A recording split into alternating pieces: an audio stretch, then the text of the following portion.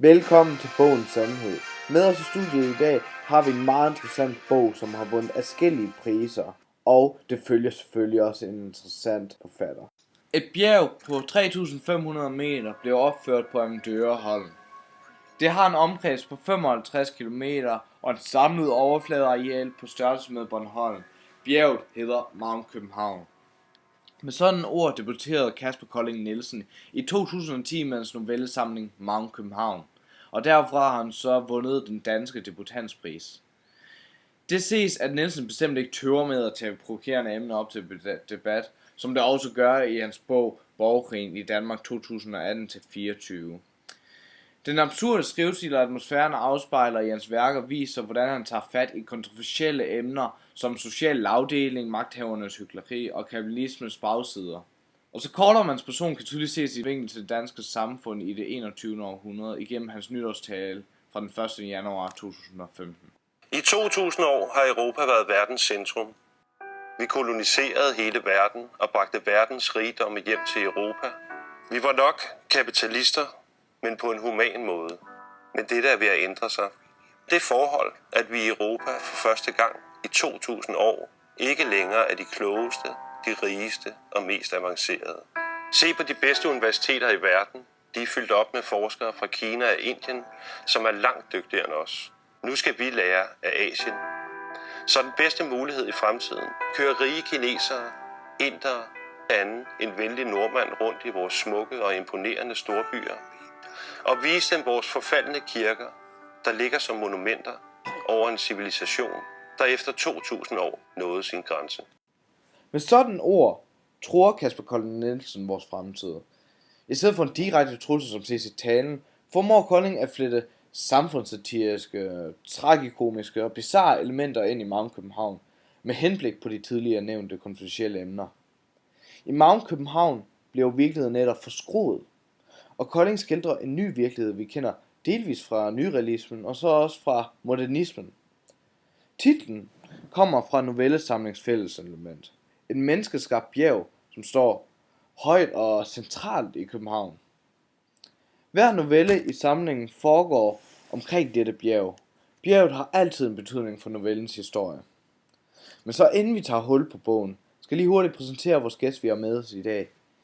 I studiet i dag har vi med os Sofia Emilie Tønnesen. Velkommen. Jo, tak. Sofia har været antropologistuderende i Aberdeen, og nu er i gang med at hæve fag til at studere videre i biokemi i København, nemlig på VUC. Hun vil hjælpe os med at gribe den her bog an, og måske forstå den nærmere. Og så vil hun desuden læse få centrale stykker op fra bogen. Mit navn er Søren Tønnesen, og det er nu tid til at se, hvad Mount København har at tilbyde. Novellesamlingen den er opbygget af 17 noveller, men dog har de ingen relation til hinanden, bortset fra den geografiske placering, altså Mount København bjerget. Hver novelle er indledt af en faktuel oplysning af bjerget, og det gør så, at det genererer idéer og indfald, som optrædende personer får i følgende fortælling. Det er også vigtigt at nævne, at de forskellige fortællinger læses og fortolkes separate. De to begreber, nyrealisme og modernisme, fremtræder i fortællingerne. Det er vigtigt, at vi definerer disse to udtryk, inden vi går videre.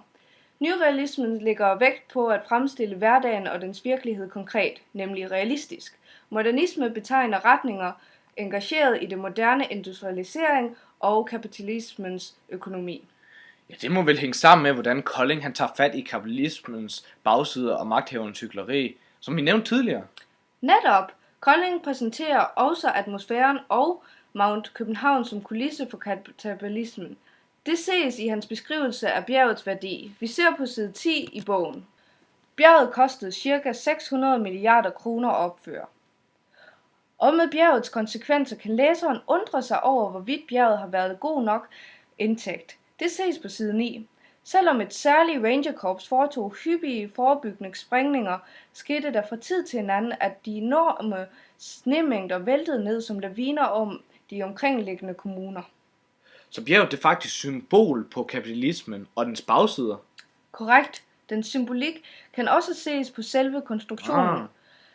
Alene navnet på bjerget emmer storhed, Mount København. Allerede deri ser man, hvorvidt Colling tager emnet om magthaver og andre storheder op. Jeg synes dog, industrialiseringen ikke ses i det følgende citat. Det virker næsten primitivt. På side 80 står der, landmændene havde samlet sig og gjort fælles front mod ham, at de stod med brændende fakler og ville drive ham ud af byen. Det er et uddrag fra Magneto. Det er blot et udtryk af gale naboer. Derimod tager citatet fat i temaet om social lavdeling. Hovedpersonen er nemlig udstødt fra resten af samfundet på grund af forskel i social adfærd.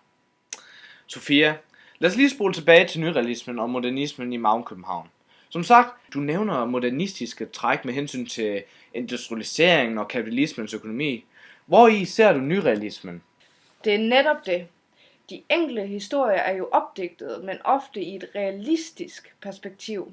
Vi kan forholde os til den virkelighed, Kolding udsætter os for i historierne. Det ses for eksempel i Tennismesteren, en historie, der ikke indeholder nogen supernaturlige elementer, men stadigvæk holder fast i den absurditet, Kolding er kendt for. Det ses i hovedpersonens stræben efter en bestemt tennisketcher, som har strenge lavet ud af kattetarme. Den proces, han går igennem til at opnå noget, det gør han velset i det lokale samfund, er noget mange vil betegne som langt ude. Mange tekster i nyrealismen forsøger også at skildre relationerne mellem tekstens optrædende personer.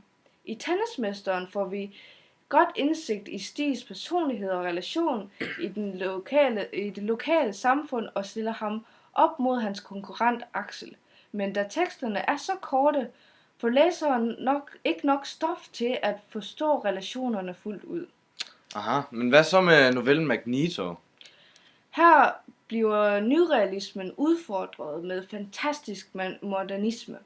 Vi har i en fortælling, der bryder med realisme, som kommer til udtryk, når at hovedpersonen Flemming begynder at tiltrække metal. Vi kan ikke længere forholde os med en realistisk virkelighed. Ja, okay, men hvad forholder vi os så med som læsere? Ja, men det er så den nye virkelighed, han skaber. Okay. Så det er hele Koldings intention, at skabe en relation mellem tekst og læser. Aha. Han vil have os til at forholde os til den virkelighed, der finder sted i forskellige historier, og dermed reflektere, hvad der sker. Undskyld, nu spørger jeg måske dumt, men hvordan formår han at få hævet læseren ind i den her nye virkelighed, du siger, han skaber? Ja. Jamen her, der kommer hans absurditet igen til udtryk. Kolding formår at danne en personlig relation i historierne, vi kan forholde os til. For eksempel, i det Stig afliver kattene på den mindst grusomme måde, og hvordan han tænker på kattene. Det kan for eksempel ses på side 29, hvor han siger, han tænkte på kattene Gorm, Harlekin og alle de andre katte, og de ikke skulle være døde forgæves. Han appellerer hermed til læseren igennem patos, og i Magneto, hvor metalstykkerne, især kasse 1, lige pludselig drager paralleller til børn. Det ses også på side 81, hvor han siger, han talte beroligende til den og puttede den til sidst under et vattæppe. Flemming var begyndt at tale til alle sine børn. Jeg ser også tydeligt det tragikomiske komme til udtryk her. Jeg kunne ikke lade være med at smile ved sammenligningen mellem hans metalstykker og børn. Tak for i dag, Sofia, for de glimrende bemærkninger, du er kommet til Magen København for. Så forstået rigtigt. Mester Kolding at udfordre læseren ved at hive dem ind i bogens situationer via patos og samfundskritik med hans absurditet og tragikomiske elementer. Men det skaber en både nyrealistiske og fantastisk modernistiske virkeligheder, vi kan forholde os med, samtidig med at han tager fat i de forskellige temaer, der udfolder sig igennem bogen om social lavdeling, magthaver og kapitalisme. Han er måske provokerende, men også en beundret mand, Kasper Colling Nielsen altså. Unik i høj grad. Mere vil jeg ikke tillade mig at udtale mig om ham. Tak for i aften, Syddanmark.